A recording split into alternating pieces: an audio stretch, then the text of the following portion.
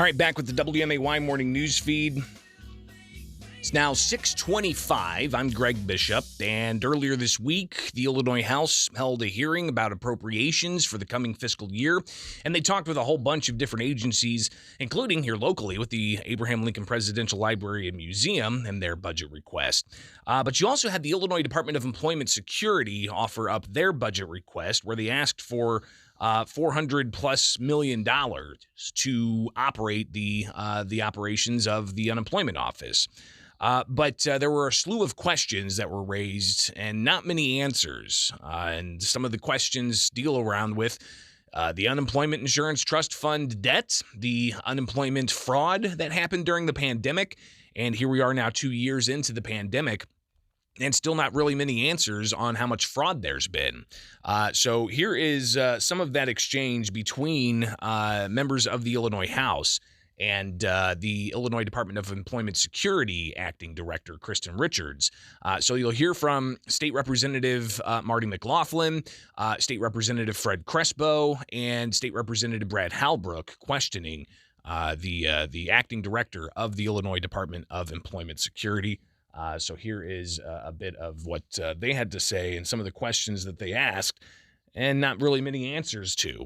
When can we expect to get an estimate of the total fraud that occurred last year during, as you say, the pandemic? And when can we get an estimate of the return or the success of the program that we funded as an ask last spring? Mm-hmm. I think it's really important, if I can finish, it's really important that we start to get specificity here so that we can actually understand what the problem is, so that we can, when asked for, appropriate and invest, and then have a time and an expectation of a result.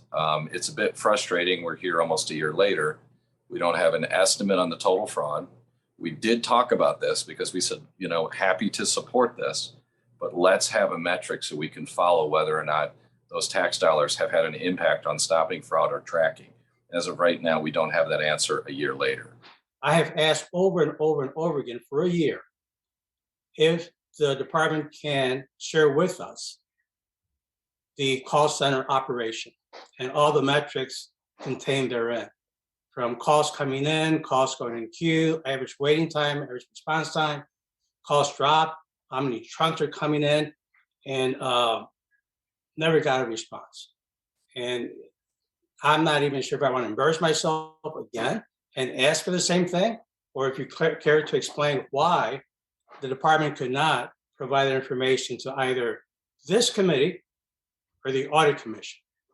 I understand that the volume of work, there's just no way you can optimize your staff to deal with it adequately. I don't think that anyone questions that.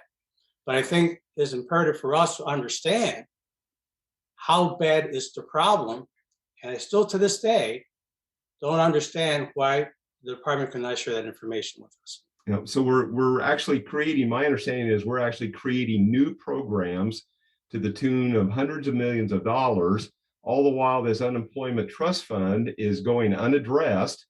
And it seems like the road that we want to go down is increase cost to employers, which ultimately increases cost to the employees and reduces their benefit package. I just am not sure why we are creating new programs with these dollars when this is really core to making sure that when they fall on hard times, for lack of a better term, are not protected in that situation. How can you explain that? I'll just reiterate, sir, that we support the agreed bill process. Discussions surrounding trust fund solvency, the net trust fund balance, the Title 12 loan historically take place in that context, and they're taking place in that context this year. The governor has said that he supports a substantial contribution of ARPA funds to address that net trust fund deficit. And again, we will stand in support of both business and labor as they make some decisions on where to go from here. To the statement about a substantial amount of ARPA dollars, is that greater than 50%, or what was that? What would that number look like? What are the numbers of being? What does substantial mean? Sir, again, I cannot begin to comment on that. That the department truly stands in a position of staffing an agreed bill process around the extent to which outside sources or whatever other decisions will be made in order to address that net trust fund balance. I'm not trying to be evasive, sir, I promise. I'm just telling you that this is an agreed bill discussion. This is the nature of what is discussed at the agreed bill table. So again, that's some of what was said and the response there on a variety of things concerning the Illinois Department of Employment Security and how much debt there's been. Of course, $4.5 billion. And you heard that the governor's administration is looking to use a, quote, substantial amount of that to pay down of the leftover COVID relief dollars to pay down that $4.5 billion debt in the unemployment trust fund. The debt.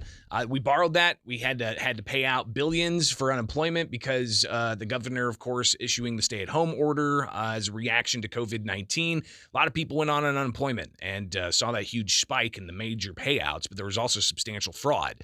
Now, the Department of Employment Security says that they've stopped 2 million fraud complaints, but they still can't give a total number of how much estimated fraud there's been. Some federal documents indicate at least $400+ million in potential fraud, with a fraud rate of around 8% or so. But again, when it comes to the fraud, we don't know. And when it comes to how the unemployment trust fund debt of $4.5 billion is going to be paid, still don't know those details as the agreed bill process continues to play out among legislative leaders, the governor's office, and also labor and business groups. But we have $3.3 billion of unspent federal tax funds that were sent to Illinois for COVID-19 relief. Again, what's going to happen with those dollars that was not really clearly answered during this week's hearing of the House Appropriations Committee. And it's not just Republicans demanding information. As you heard Fred Crespo there talking about the ongoing issues of the call center operations and how he wants to ensure that he's got some, important information that's needed for how the call center operations handled all of this. He's been asking for that information for a year. He's a Democrat House Appropriations Committee chair. It's pretty incredible. Real quick call, 217-629-7970. Good morning. You're on WMAY. You know, one of the things that I don't think we're remembering is that 2 years ago when all this started happening, Pritzker announced that he was so glad that he had hired a company out of Texas to help with the Department of Unemployment. Of course, here we have unemployed people in Illinois. I wonder why we didn't hire people here. So I wonder one of the reasons that we're having a problem with this is that we never had control of it in the first place. Well, it's a good question. They regularly go out and have third-party contracts or get third-party software. One of the things that was brought up was a $25 million investment to try to help combat fraud and update some systems. That was approved last year, but again, lawmakers asking for fraud estimates to see if that $25 million taxpayer investment had any impact. And we also probably should know how the fraud has impacted taxpayers altogether so that we can see where to fix some problems. So we'll keep monitoring that situation and see how that unfolds. But fascinating to know that here we are now. More than a year of people asking for information and not getting any details. All right. Appreciate the feedback.